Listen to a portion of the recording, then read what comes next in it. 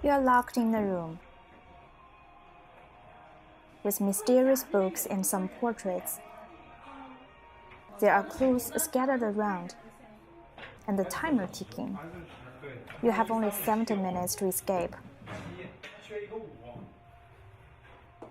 But don't worry, this is just a game. Basic idea is you and your family or your friends, you are locked inside the room.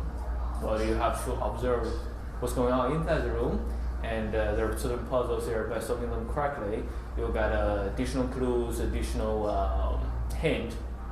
Those directions will lead you to the next game, next scenario, next storyline, and then eventually you can successfully escape.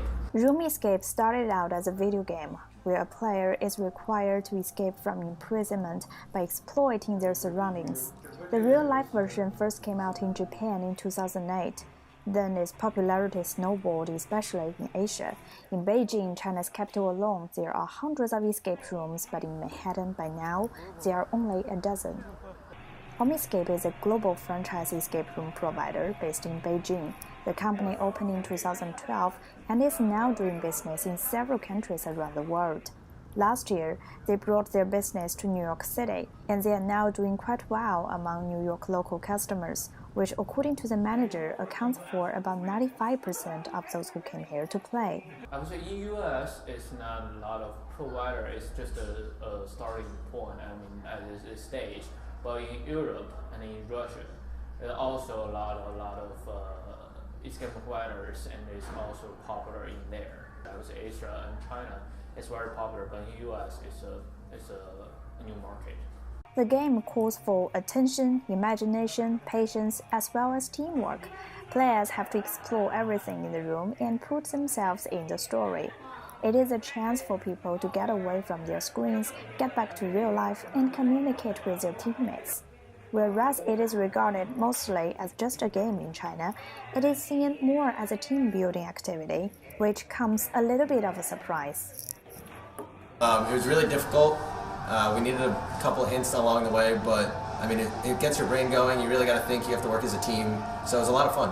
And I think I really was able to problem solve with all of my coworkers, and it was a lot of fun. It was a little nerve-wracking at the end with all the extra lights and stuff, but we figured it out, and it was a really great experience. At this point, our customer base is, I would say, 30% of the customer, a corporate customer.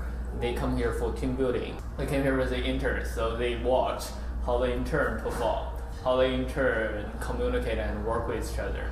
And then I don't know if there will be a factor of if they want to hire them or not, but it's what they do. They bring their intern here. The designing of a game like this is also teamwork, and it is no easy job.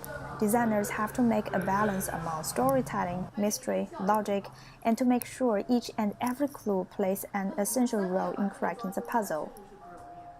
We are not just one people we thinking of puzzle design the game. We have a strong team. In the headquarters, they have at least 20 full-time escape game developers. It's a new job in China now. It's a full-time job. Their job is developing the game and test it with a lot of customers. The design of the game, the props, and the management all come from China.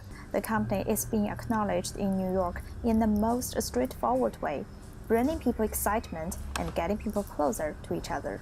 We always say C2C, copy to China, and the Chinese people already got this mind. Everything in China is copied from US. There are a lot of stuff we can bring China to here. It's not C2C anymore. We can copy a lot of stuff, a lot of good stuff in US in China to US now.